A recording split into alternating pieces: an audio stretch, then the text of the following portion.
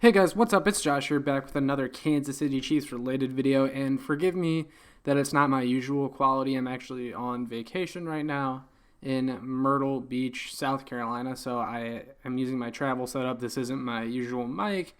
It's not my usual setup at all, but I did want to still put out content for you guys a little bit this week. And today I did want to talk about something that I think a lot of Chiefs fans are talking about following the last preseason game against the Minnesota Vikings. As everyone knows, the Chiefs won that game with a final score of 28-25, and a lot of players saw action. It was our last time seeing the Chiefs preseason roster before they make those final cuts, and we find out who's on the team and who isn't. And there were a lot of roster bubble guys that I think either put themselves as a lock to make the roster or in a position to make the roster, and there were some guys that unfortunately didn't show anything and I think aren't going to make it. And one of those guys, unfortunately, I think is Chiefs' fifth-round rookie receiver, Cornell Powell. I don't think Cornell Powell's making this team, and I'll tell you why and why I'm disappointed by it. So Cornell Powell's final preseason stat line is 4 catches on 6 targets for 34 yards. That's basically nothing. That's not that significant. It was very late in all the preseason games. It was the third and fourth string offense and defenses out there. So, it's just not all that impressive. Cornell Powell, he had a couple nice catches, but again, real late in the game doesn't mean a whole lot. And I think I'm not the only one that's disappointed with Powell's performance, considering how high we all were on him coming out of the draft.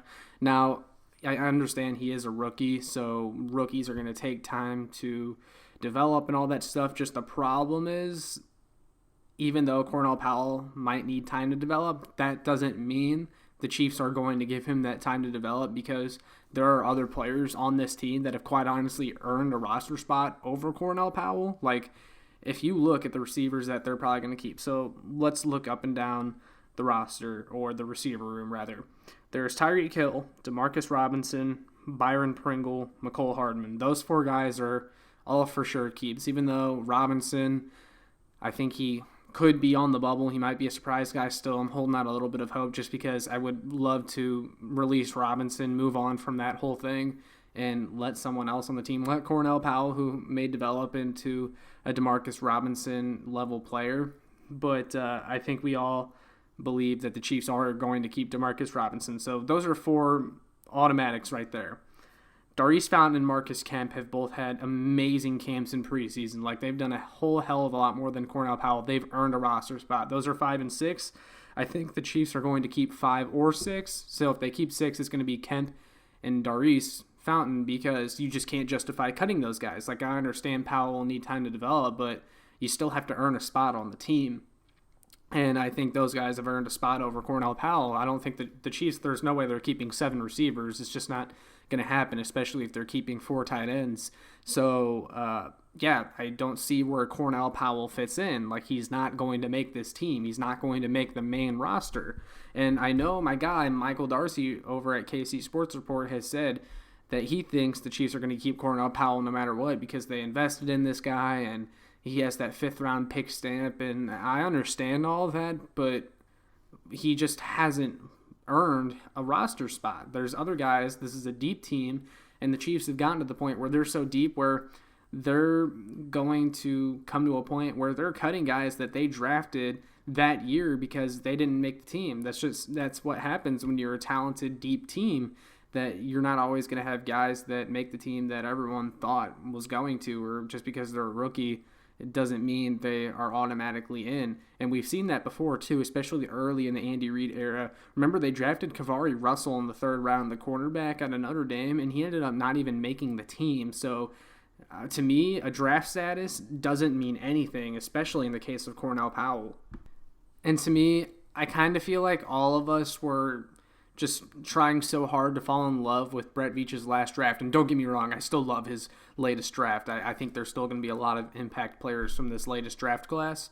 But I think we were all wanting to fall in love with it so hard, and there was reason to like Cornell Powell and his upside, that we kind of talked ourselves into believing Cornell Powell was this instant impact prospect that he really just isn't, because let's be real with ourselves. Most of these guys in the 5th, 6th, 7th round, those guys, a lot of them, most of them, rarely ever pan out to be anything more than a rotational player, and a lot of them don't make it to a second contract with the team that drafted them in the NFL. And maybe we were all just being a little too unrealistic with Cornell Powell, because remember, this guy, it took him 5 years to finally break out at Clemson, and he still wasn't even that number one target on that Clemson team last year.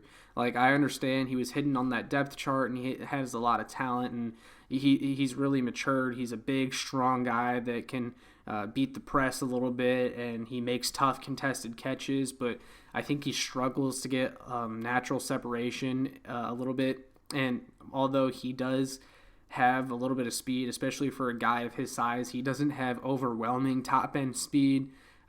So I don't know.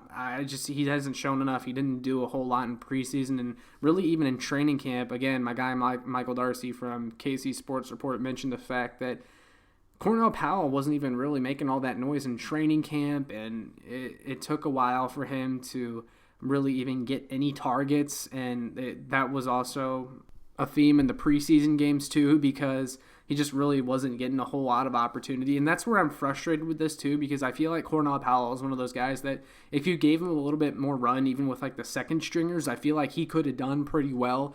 Because like I said, he came into the league very mature, especially spending that 5th year at Clemson and working his butt off and getting to where he got, and being able to beat the press and being that big and that strong of a guy.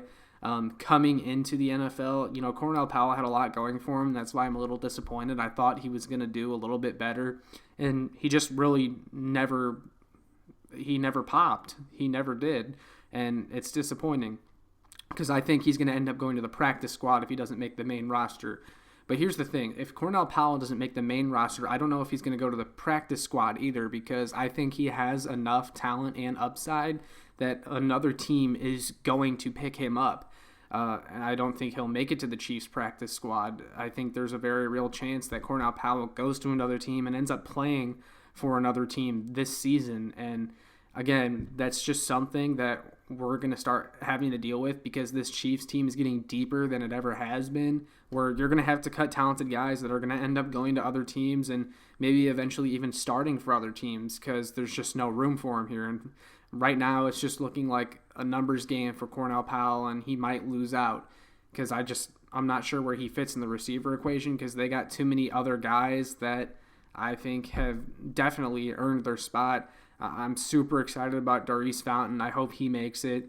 Marcus Kemp, we all know that the Chiefs love him, and also if you're going to make the Chiefs team, if you're going to make this Chiefs team, especially as a rookie, you got to contribute on special teams, and Cornell Powell never really got in on special teams either, and to me, I think that's a little bit telling. Like, if they don't even think he's ready to contribute on special teams, then he's got a long way to go. He's got a lot to learn, which is sad, because again, I still love his upside, and I think he'll still get, he'll need time to develop. I just don't know if he's going to get that time to develop on the Kansas City Chiefs, because I think it's just kind of bad timing in this scenario, so it's unfortunate. But I want to hear from you guys. Do you think Cornell Powell is as good as gone, or do you think he does sneak his way onto the team? And if he doesn't, do you think he ends up on the practice squad, or does someone else picking him up? Let me know. I'd love to hear from you guys. But all that being said, make sure you like, share, and subscribe so more Chiefs fans can find this.